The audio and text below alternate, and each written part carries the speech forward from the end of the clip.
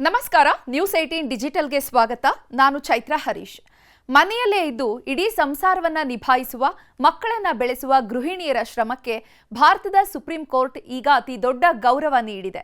ದಿನದ 24 ಗಂಟೆಯೂ ವಿಶ್ರಾಂತಿ ಇಲ್ಲದೆ ದುಡಿಯುವಂತಹ ಮಹಿಳೆಯರ ಕೆಲಸ ಕೇವಲ ಮನೆಗೆ ಮಾತ್ರ ಸೀಮಿತ ಅಲ್ಲ, ಅವರು ದೇಶದ ಹೆಮ್ಮೆಯ ನಿರ್ಮಾತೃಗಳು ಅಂತ ಕೋರ್ಟ್ ಬಣ್ಣಿಸಿದೆ.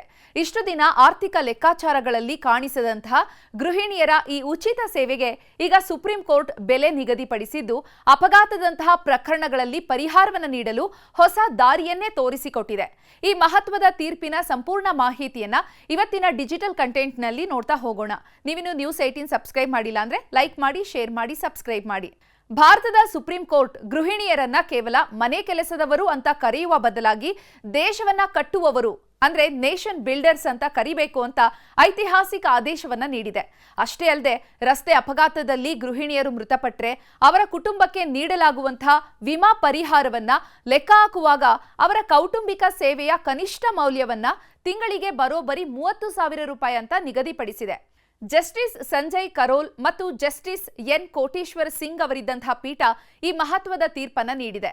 ಮೋಟಾರು ಅಪಘಾತ ಕ್ಲೈಮ್ಸ್ ಟ್ರಿಬ್ಯುನಲ್ಗಳು ಮತ್ತು ಇನ್ನು ಮುಂದೆ ಗೃಹಿಣಿಯರ ಸಾವಿನ ಪರಿಹಾರವನ್ನು ಲೆಕ್ಕ ಮಾಡುವಾಗ ಈ ಹೊಸ ನಿಯಮವನ್ನ ಪಾಲನೆ ಮಾಡಬೇಕಾಗುತ್ತೆ. ಸಂಖ್ಯೆಗಳ ಲೆಕ್ಕಾಚಾರವನ್ನ ನೋಡಿದ್ರೆ ಸುಪ್ರೀಂ ಕೋರ್ಟ್ ನೀಡಿರುವಂತಹ ಈ ತೀರ್ಪು ಎಷ್ಟು ದೊಡ್ಡ ಬದಲಾವಣೆಯನ್ನ ತರುತ್ತೆ ಅನ್ನುವಂಥದ್ದು ನಮಗೆ ಸುಲಭವಾಗಿ ಅರ್ಥ ಆಗುತ್ತೆ.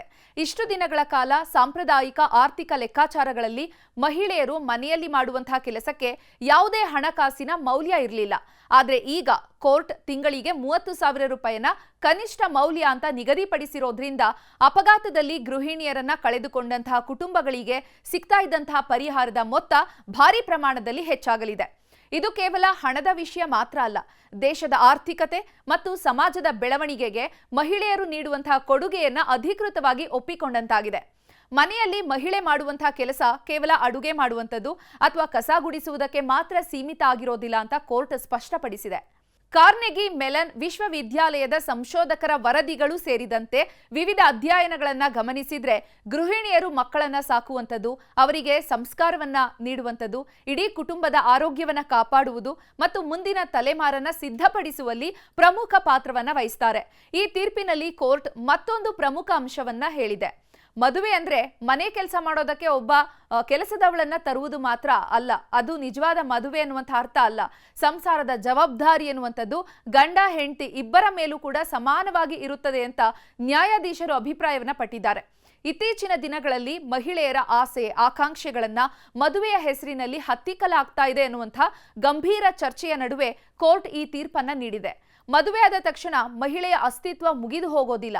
ಒಬ್ಬ ಮಹಿಳೆ ಮದುವೆಯ ನಂತರವೂ ಕೂಡ ಡಾಕ್ಟರ್ ಆಗೋದಕ್ಕೆ ಅಥವಾ ಯಾವುದೇ ವೃತ್ತಿಯಲ್ಲಿ ಸಾಧನೆಯನ್ನು ಮಾಡೋದಕ್ಕೆ ಬಯಸಿದ್ರೆ, ತನ್ನ ಮಕ್ಕಳ ಭವಿಷ್ಯಕ್ಕಾಗಿ ಕೆಲಸಕ್ಕೆ ಹೋಗಲು ಇಷ್ಟಪಟ್ರೆ ಅದನ್ನ ಗಂಡ ಅಥವಾ ಅತ್ತೆ ಮಾವಂದಿರು ಇರ್ತಾರಲ್ಲ, ಅವರು ಕ್ರೌರ್ಯ ಅಂತ ಕರೆಯೋದಕ್ಕೆ ಸಾಧ್ಯ ಇಲ್ಲ. ಕುಟುಂಬದ ಆಸ್ತಿಗಳನ್ನು ಸಂಪಾದಿಸುವಲ್ಲಿ ಕೂಡ ಗೃಹಿಣಿಯರ ಶ್ರಮ ಮತ್ತು ತ್ಯಾಗ ಸಮಾನವಾಗಿ ಇರೋದ್ರಿಂದ ಜಂಟಿ ಆಸ್ತಿಗಳಲ್ಲೂ ಅವರಿಗೆ ಸಮಾನ ಗೌರವ ಸಿಗಬೇಕು ಅಂತ ಕೋರ್ಟ್ ಹೇಳಿದೆ. ಈ ತೀರ್ಪಿನ ಮೂಲಕ ಸುಪ್ರೀಂ ಕೋರ್ಟ್ ದೇಶದ ಎಲ್ಲ ಹೈಕೋರ್ಟ್ಗಳ ಮುಖ್ಯ ನ್ಯಾಯಾಧೀಶರಿಗೂ ಕೂಡ ಒಂದು ಖಡಕ್ ಸೂಚನೆಯನ್ನು ನೀಡಿದೆ. ಮೋಟಾರು ವಾಹನ ಕಾಯ್ದೆಯ ಸೆಕ್ಷನ್ 169 ಅಡಿಯಲ್ಲಿ ಬರುವಂತಹ ಅಪಘಾತದ ಪರಿಹಾರದ ಪ್ರಕರಣಗಳನ್ನ ತಡ ಮಾಡದೆ ಅತ್ಯಂತ ವೇಗವಾಗಿ ವಿಲೇವಾರಿ ಮಾಡಬೇಕು. ಅಪಘಾತದಲ್ಲಿ ತಾಯಿಯನ್ನೋ ಅಥವಾ ಹೆಂಡತಿಯನ್ನೋ ಕಳೆದುಕೊಂಡ್ರೆ ಕಣ್ಣೀರಲ್ಲಿ ಕೈ ತೊಳಿತಾ ಇರುವಂತಹ ಕುಟುಂಬಗಳು ವರ್ಷಗಟ್ಟಲೆ ಕೋರ್ಟ್ ಮೆಟ್ಟಿಲು ಹತ್ತುವಂತಹ ಪರಿಸ್ಥಿತಿ ಬರಬಾರದು. ಭಾರತದಲ್ಲಿ ಲಕ್ಷಾಂತರ ಮಹಿಳೆಯರ ಕಷ್ಟ ಯಾರಿಗೂ ಕೂಡ ಕಾಣಿಸ್ತಾ ಇರಲಿಲ್ಲ. ಆದರೆ ಸುಪ್ರೀಂ ಕೋರ್ಟ್ ಈಗ ಅವರ ಶ್ರಮಕ್ಕೆ ಕಾನೂನಾತ್ಮಕ ಮತ್ತು ಆರ್ಥಿಕ ಮಾನ್ಯತೆಯನ್ನು ನೀಡಿದೆ.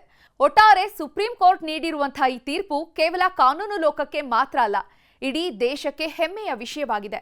ಮನೆಯ 4 ಗೋಡೆಗಳ ಮಧ್ಯೆ ಕರಗಿ ಹೋಗ್ತಾ ಇದ್ದಂತಹ ಮಹಿಳೆಯ ಬೆವರು ಮತ್ತು ತ್ಯಾಗಕ್ಕೆ ಈಗ ದೇಶದ ನಿರ್ಮಾತೃಗಳು ಅನ್ನುವಂಥ ಅತ್ಯುನ್ನತ ಗೌರವ ಸಿಕ್ಕಿದೆ. ಜಾಗತಿಕ ಮಟ್ಟದಲ್ಲಿ ಮತ್ತು ಭಾರತೀಯ ಕುಟುಂಬ ವ್ಯವಸ್ಥೆಯಲ್ಲಿ ಈ ತೀರ್ಪು ಮುಂಬರುವಂತಹ ದಿನಗಳಲ್ಲಿ ಮಹಿಳೆ ಮೇಲಿನ ಗೌರವವನ್ನ ಇನ್ನಷ್ಟು ಹೆಚ್ಚು ಮಾಡಲಿದೆ. ನಿರ್ಭೀತ, ನಿಷ್ಪಕ್ಷಪಾತ, ವಿಶ್ವಾಸಾರ್ಹ ಸುದ್ದಿಗಳಿಗೆ ಮತ್ತೊಂದು ಹೆಸರಾಗಿರುವ ನ್ಯೂಸ್ 18 ಕನ್ನಡ ಈಗ ಆಪ್ನಲ್ಲೂ ಲಭ್ಯವಿದೆ. ದಯವಿಟ್ಟು ಇಲ್ಲಿರುವ QR ಕೋಡ್ ಅನ್ನು ಸ್ಕ್ಯಾನ್ ಮಾಡಿಕೊಂಡು ಆಪ್ ಡೌನ್ಲೋಡ್ ಮಾಡೋದಕ್ಕೆ ಮರಿಬೇಡಿ. ನಿಮ್ಮ ಬೆಂಬಲ ಹೀಗೆ ಸದಾ ನಮ್ಮೊಂದಿಗಿರಲಿ. ಧನ್ಯವಾದ.